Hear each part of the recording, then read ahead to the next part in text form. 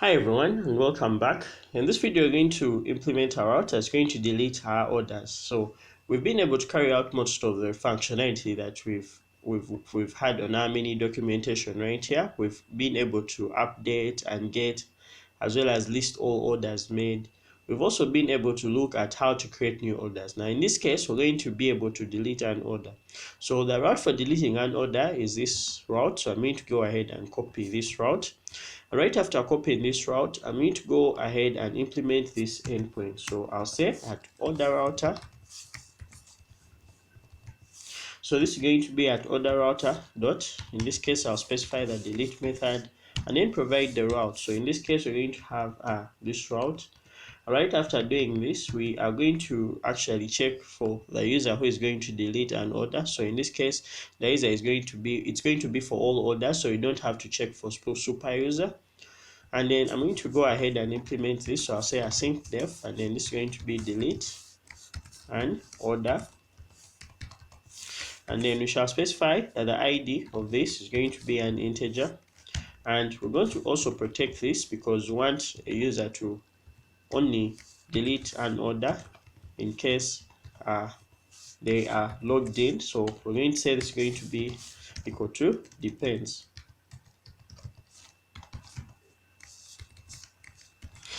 And right after doing this, I'm going to go ahead and protect this route. So I'm basically going to copy this line, this block of code here. That's going to check for if the user is logged in and then return an exception in case they are not logged in. So basically we're going to have this, and I'm going to go and fix this indentation. So the first thing we're going to do is to query for that specific order. So to do that, I'm going to simply come right here and I'll say order. So we're going to first query for the order. So I'll say order to delete is going to be equal to session dot query. In this case, we're going to pass in our order, and then we're going to filter. So I'm going to say dot filter, and then we shall pass in that specific order. So we shall say order dot. In this case, we're going to search for the ID. If the ID is equal to the order ID in this case, which is the ID. So we're going to say if the ID is equal to the ID, then we want to return the first object with that specific ID. So right now, after getting this object, we're going to delete this object. So to delete it, we shall say session dot delete, and then what we shall say, we're going to delete the order to delete. And right after doing that, we're going to commit this to our database. So we shall say session dot commit.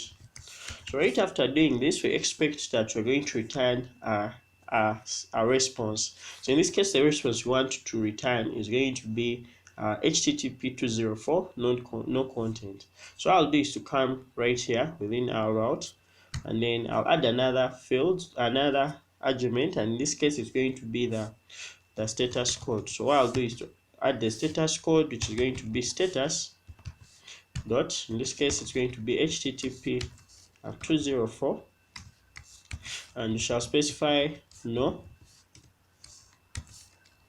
content. So this is because when we delete, we expect that is not going to be found. So we're going to actually return a response status code of 204 no content. So let's go ahead and do this. So I'll just come right here and say return. So this is going to be return, and then we're going to return the order to delete. So I'm going to save this, hoping that our server is still running. Our server is still running, we are fine. So I'm going to go to Insomnia, and right within our Insomnia, I'm going to basically create a new request. So this new request is going to be for deleting an order. So it's going to be a delete request. I'm going to create this, and when I create this, I'm going to first put in our route. So I'm going to first copy our route here. So this is going to be this. So I'm going to call this localhost. It's going to be 8000 / and we are going to paste in the ID. So let's say we're going to get this order with an ID of 10. So let's try to actually put in the order. So I'll specify the ID as 10, so I'll just come right here, put in our ID as 10. So I'll then specify the authorization header and the value. So I'm going to acquire a new token. I'm going to go to login and send. So I'm going to copy this token, and once I have this token, I'm going to go to that route. So I'll specify that in this case we're going to have a token as bearer. Sorry for this. Then the token. So right here, when we send this request, we expect that it's going to delete that particular order. So when I send, in this case we see detail not found. So let's try to get all orders. I'm going to replace this token and send. Actually, let me first see, we have an internal server error. So right here we have FastAPI.that invalid header error. So let's see.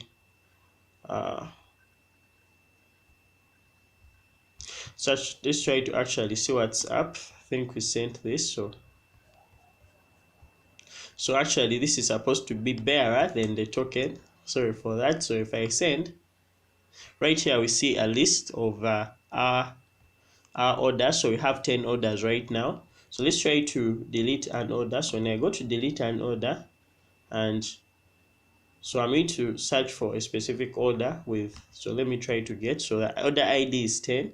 So let's try to actually see this. So when we sent, we actually see invalid token. So I'm going to go ahead and acquire a token since that token may have expired.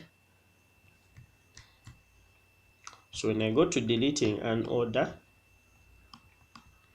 I'm putting a new token. When I send, see 404 not found. So let's actually try to see our URL, order, delete, then the ID. So when I come, this is going to be actually slash order. So I'm going to specify the prefix, which I had forgotten. So when I send this, so let's see, this is going to be localhost orders, order, delete, then the ID.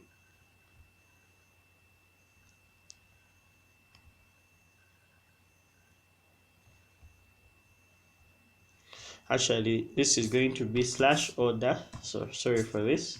I'll add the forward slash. So this is going to be slash order, then slash delete. So if I go back here, I'm trying to make this order once again.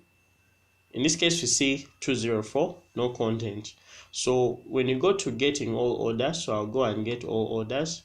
So if I send, we are going to see that we now have only 9 orders. So the 10th order has been deleted. So in this video, we've been able to see how to delete an order.